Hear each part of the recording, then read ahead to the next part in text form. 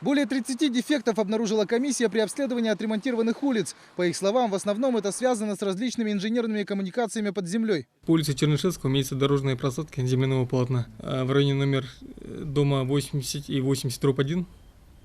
Так, срок у них указан до 15 мая. Это гарантийное обязательство подрядчика по договору. И по Староглядскому шоссе также имеются дорожные просадки.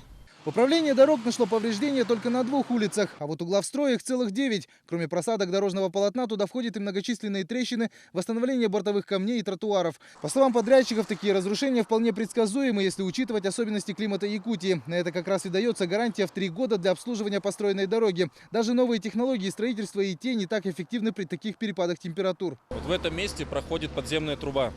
К сожалению, из-за особенностей грунтов Якутии, то есть вечная мерзлота, оттайка, замораживание.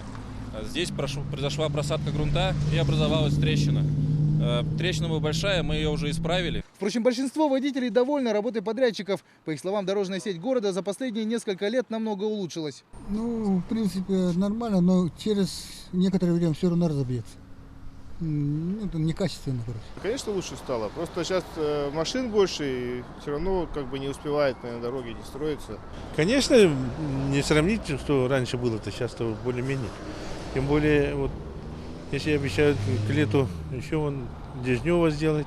В этом году запланировано 16 объектов улично-дорожной сети. Строители заверяют, устранение дефектов прошлогодних дорог никак не скажется на ремонте новых. Строительство дорог текущего года идет полным ходом. Я напомню, компании «Дорис» было поручено закончить реконструкцию улиц, где проходят маршруты гостей игр «Дети Азии» до 1 июня. По словам подрядчика, все идет по плану, никаких отставаний от графика не наблюдается.